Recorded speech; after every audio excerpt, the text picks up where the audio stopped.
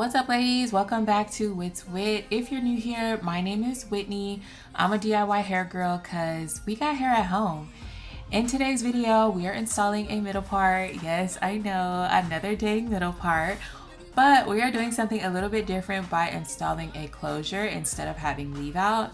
I have been a hardcore sew in with leave out girl for like the last 10 to 12 years. I have never ever worn lace because of how unnatural it can sometimes look, but I'm a middle part maven and my middle part leave out was screaming for a break. Like my middle part leave out has done OT at this point and it needs some time off. So I decided to try out closures and just, see how it went.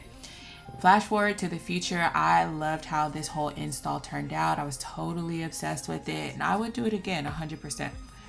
To get started, we installed some super small braids just to make sure that everything can lay nice and flat. And then after installing our braids, we are going in with our wig cap. While I was at the beauty supply, and this may be new to only me, but they had different types of wig caps. So this one is an HD wig cap, which is thinner than the usual one. I recommend getting the HD wig cap because it's thinner. It is easier to hide between the lace and your skin. After we have our wig cap installed, I am just going in with this ebin glue / gel to secure the part of the lace that we're actually going to use, and then everything else we're going to be cutting off. This part is similar to like putting on strip lashes. You have to let the glue get nice and tacky before you stick anything into the glue. So I first just put like a thin layer and then I spread it out a little bit. I'll let it dry, and then I think I do eventually go in with the blow dryer as well to just make sure it gets to the right consistency. While that's drying a little bit, I'm going in with my needle and thread and just kind of outlining the area where my lace is going to be. I am using a 5x5 lace closure, and then everything else I'm going to be kind of cutting off of the wig cap because we don't really, especially around the front area, we don't need all that.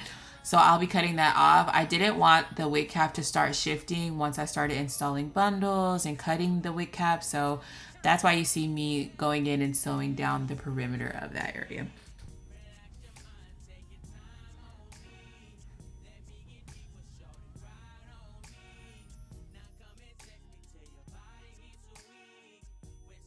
Next up, I am sewing down the lace, which I was going for a middle part, y'all, and I swear I prepped for a middle part, and I thought I had a middle part down just for me to sew this on my head, and it was so crooked. Luckily, it wasn't so crooked that I couldn't like still part it in the middle, but it just wasn't even on the left and the right. Don't be like me. Next time I'll figure out a way to like get around it, but yeah. After I have everything sewn down, we are going in with the second layer of glue just to secure our lace this time. I did put a bit of makeup on the wig cap just to help it blend into my skin a little bit better, which I think that really helped. But also there are some other products that I used towards the end that I'll talk about that I think really just chef's kiss the whole install.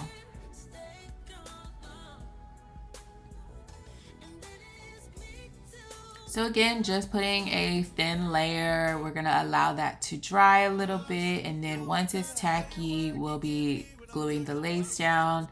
Of course, here's me using the glue twice and then finally deciding to read the instructions. But I feel like I've seen enough like Instagram and YouTube videos to have an idea of what I'm doing with the lace. That's what I would recommend for anybody because I showcase a lot of hairstyles on here. Don't think that you have to follow my exact steps. Have an idea of what you want the end product to look like and then get creative when it comes to getting there. Because my hair is not the same as your hair, the density, the scalp pattern, all of these things can be different. So just have an idea of the end product in mind and then make sure you kind of cater your process to the specific head in front of you, whether that's yours, your child's, a client, etc. Don't get caught up on following each step specifically.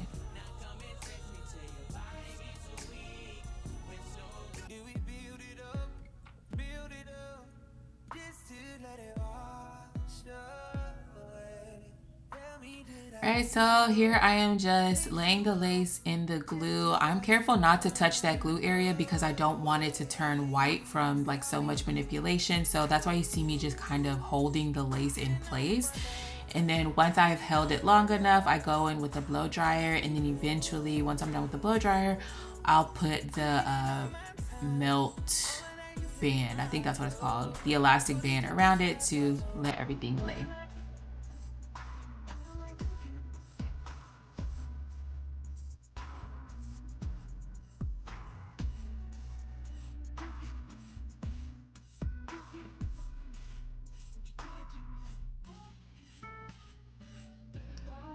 All right, so after we have our closure all situated, I'm going in to finish installing the bundles. I am using raw Indian hair, and I believe this is the wavy texture that I'm using.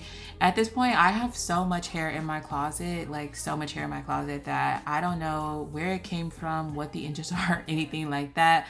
I will try to be a little bit better about that in the future, but yeah, here I am installing some raw Indian wavy hair.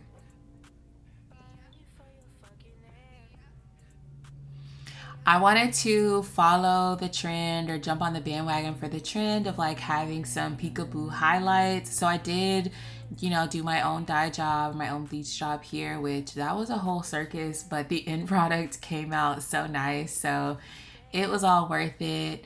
But here I'm gonna stop for the night. I typically, if you know me, if you've watched before, I typically will break up the hair process over a couple days. So I'm ending here for night 1. I think at this point I have like 2.5 bundles installed plus the closure at the top. So here we are the next morning. Everything is installed at this point. I ended up using like 3.25 bundles and also a closure. So I have a lot of hair on my head, which is totally fine with me because I wanted to go in and do some layers and not have it look scraggly. So going in now and just using the thermal heat spray from Hiiiii, and then also using their serum, which smells amazing. 100% recommend using a heat protectant and a serum, especially when you're using raw hair. You want to get those silky results. You need to use a serum. Just be careful to not overdo it.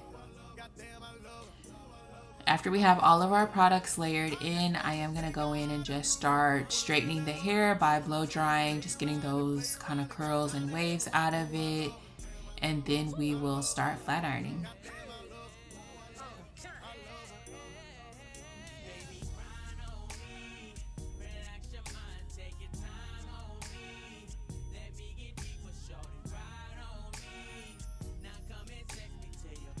My tip for you ladies, when you are straightening hair and you're blow drying it to start, use a round brush. In the previous clip, you saw me using a paddle brush, which is what I do to kind of just get those first few passes out and really detangle the hair.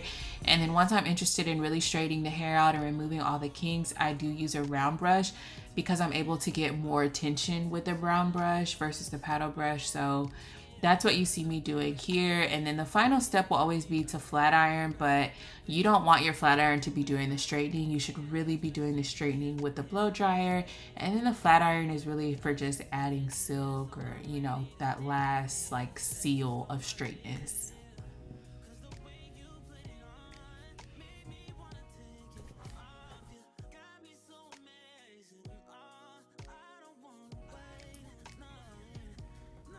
Shout out to the husband for bringing me Starbucks.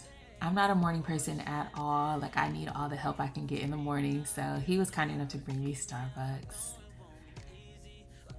Okay, after we have everything blown out, we are going in to cut off the excess lace. It is a little bit hard to see here, but I'm kind of cutting in a jagged, I guess, V or maybe even like W pattern, just so that it's not like a straight line of cut across. I feel like it's easier to conceal the lace when you have kind of a jagged, irregular pattern. So that's what I'm doing here.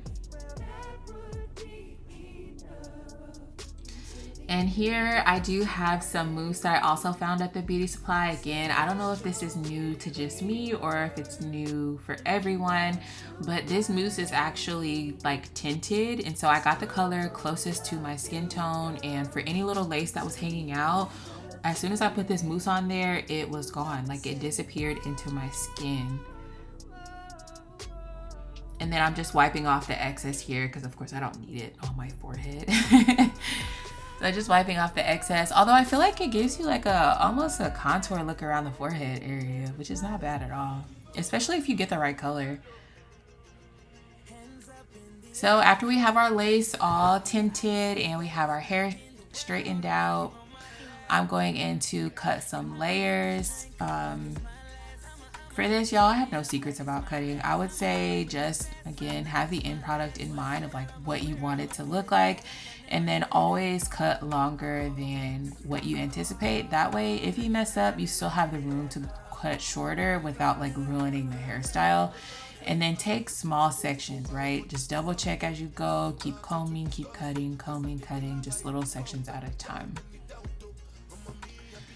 Finally, we are moving on to styling, and I'm kind of straightening and curling all at once. So I do one pass of the straightening, and then I'll do one pass of the curling iron, and then set it all with the, I think these are called, ooh, I can't remember. They're like self-adhering curlers. I think they're like the Velcro-y ones at the beauty supply. That way I didn't have to mess with clips or anything. I had actually bought clips to use for this style, like the duckbill clips, but my little one got a hold of them and now I can't find them. So luckily I bought the self-adhering ones. I am using my T83 curling iron. This one is 1.5 inches and I love it. Obsessed with this curling iron. I think that it does get very hot though, so just be careful. And my curling iron doesn't have any heat setting. So if you have the same one as me, just be careful because it does get super, super hot.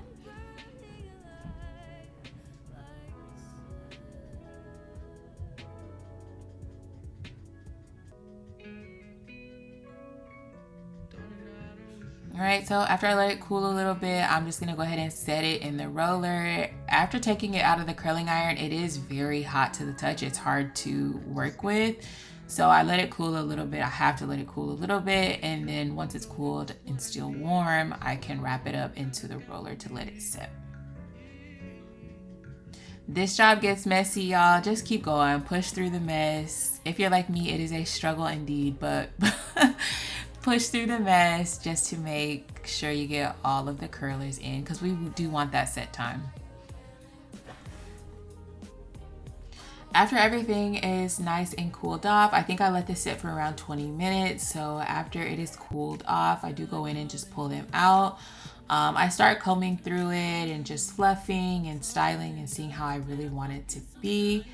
I was happy with how this whole thing came out. Like, look at the lace area, look at the part area. It's giving flat, it's giving where's the lace. It looks so good. I was happy. For our first attempt, I think this looks amazing.